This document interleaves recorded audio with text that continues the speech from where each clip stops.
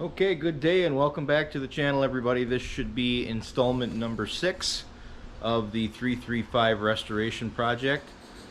Made quite a bit of progress. I've got a number of things to share with you all today. So let's get right into it. Alright, so we've got the parts paint rack and we've got the steps, side steps, all cleaned up and ready. There's the smaller section of the side steps. And then here we've got the 3-point lift arms. Again, found some pretty significant welds.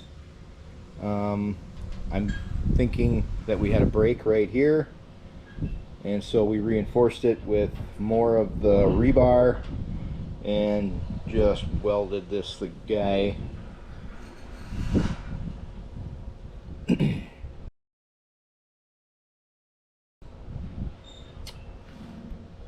So start counting. That's weld number 1 that was found. I also started taking apart the steering.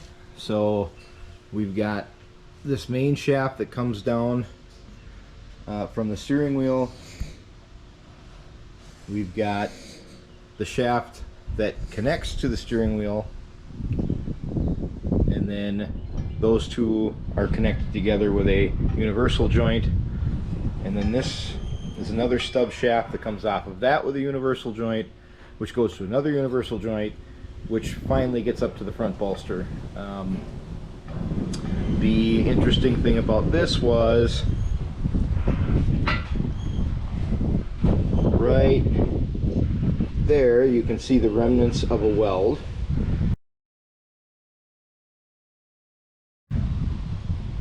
The universal joints were in pretty bad shape, and the cap on this one was super loose and ready to fall off. And rather than putting a brand new one in, we just welded a tab right over the top to make sure that cap didn't fall off. And I will post a picture of what that looked like. That was super interesting. We've got the steering column all cleaned up, and I've got more parts up front here that I will take you up and show you now. Okay, here we've got the front support arms that run from the front axle back to the engine casting. These were in actually really good shape. In some tractors you see that they've got bends in them or whatnot, but these don't, surprisingly. There's one defect. It looks like we broke right there and welded it back up. That one is what it would look like coming out of the factory, and you can see we've got a pretty significant weld job. And the one thing to note is that this was on the right side of the tractor, just like everything else that busted and broke. So again, something significant happened to the right side of that tractor. Next we've got the 3-point draw arms. I kind of showed some of this in a previous video, but now you can really see the welding and reinforcing that happened. I think, again, the right side of the tractor is what actually broke. You can see this running right down through here was re-welded.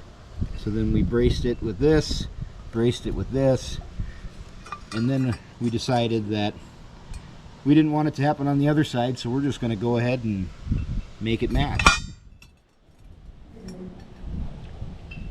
The other thing I found on the left one here is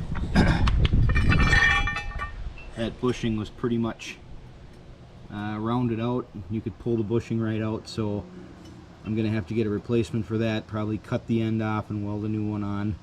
But there's already enough weld on here that really aren't going to know the difference. Then we've got the drop arms for the 3-point.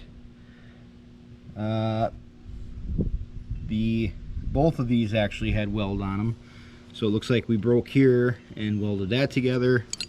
Plus we had a nice little plate that we put on here. I'm not sure if that broke off. I'm guessing it did. And then this would be the right one.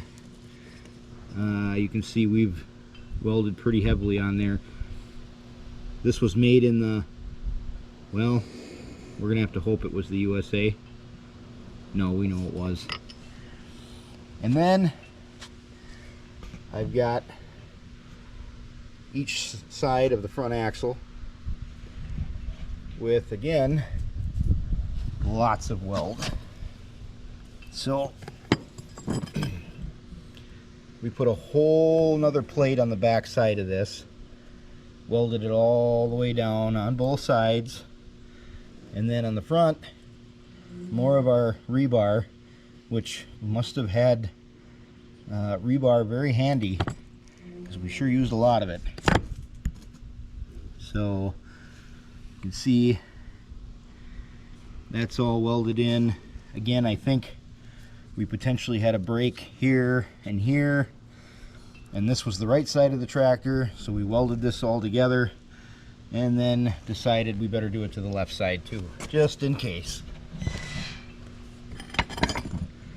So there's the left side.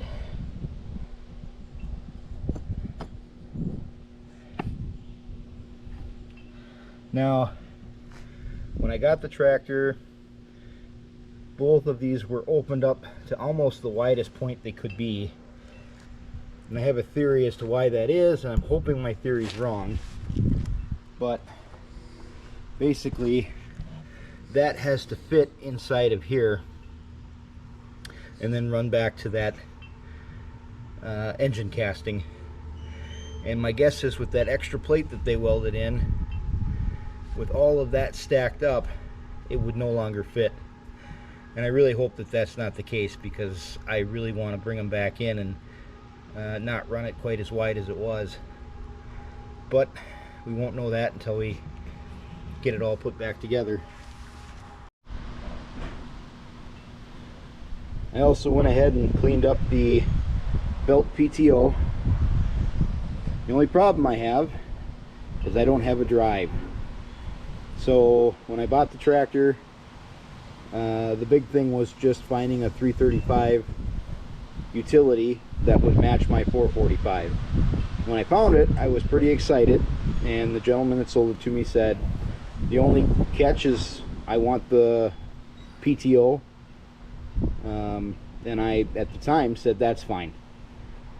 And then as I started working on it, I thought, boy, it sure would be cool to have the belt PTO on here. So I started looking for the pulley and the drive. I found the pulley. I have a video from a swap meet that I went to where I found it, and it actually is the pulley that was on this tractor. I bought it from the same gentleman. However, the drive is no longer with him. So that's another thing I'm going to be looking at the tractor junkyard for.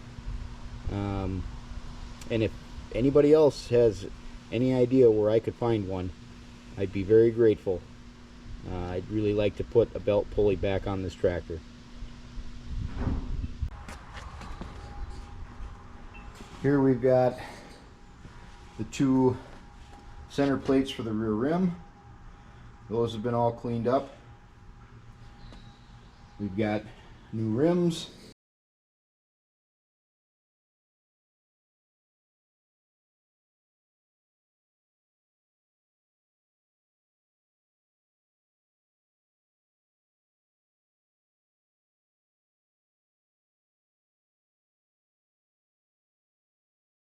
New tires should be arriving tomorrow.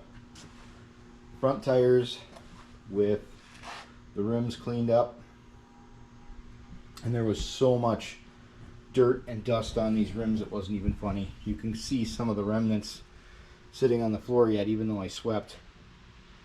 This is red, brownish nastiness that, when it gets in your lungs, is no fun.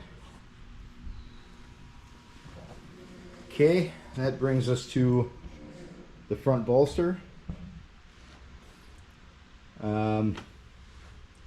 As far as I can tell right now, I just need to clean it up.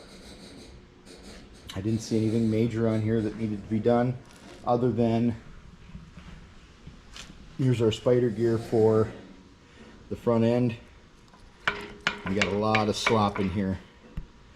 And originally when I got the tractor, there was just a piece of wire through this pin, which there is a roll pin in there, so I'm not sure why the piece of wire needed to be in there. It does, I mean, it's really loose, but I don't see it spinning in there. And then this shaft wasn't connected to the rest of the steering, and my guess is that's about as far down as it should slide on. And you can see we're super loose. My hope is when I get it all together, I'll have enough room that I can run this up here where I have good spline and it's tight, and I can just get rid of this chunk here and everything will be happy. But again, that'll be when we start to assemble, which is in another couple weeks. So I got to get that cleaned up. I got to finish getting the 3-point hydraulic unit cleaned up. It's put back together. Gone through it pretty thoroughly. Changed the races, changed some of the rubber gaskets, but for the most part it looked to be in decent shape. I've got a little work to do on the controls. The springs on the controls are broken, and those sit right down in here, and in order to get those off I'd have to take the whole assembly apart. I don't know if I'm going to do that. I might come up with some spring system of my own that's tucked away that isn't noticeable. So I've got that to do, and then the last video we talked about this spider gear for the speedometer. I had made mention that I thought I had found a match in a 1941 Willys Jeep. I ordered it. About 4 days later I got an email from the source that I ordered it from, and they said, sorry, our inventory said we have it, but we don't. So they refunded me, and I went back looking again.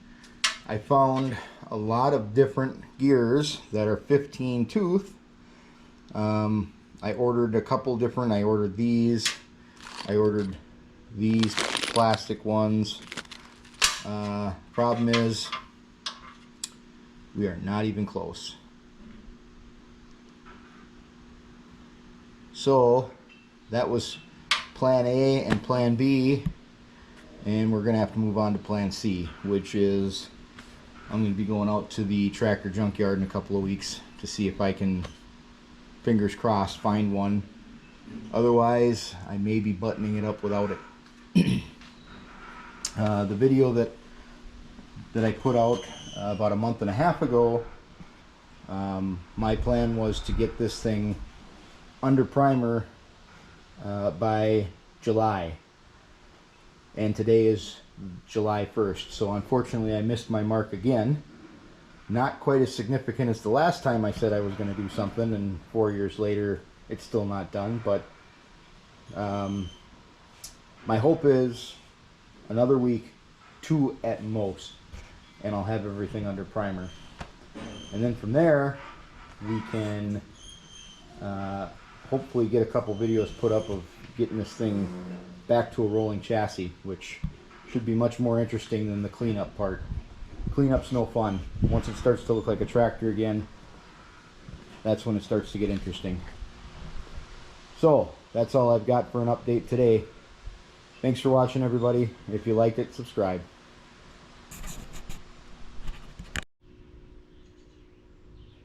And upon further review, I've determined that if the tractor doesn't work out, I will be selling a 1-of-1 Minneapolis Moline 335 oversized garden wind chime. So there you have it.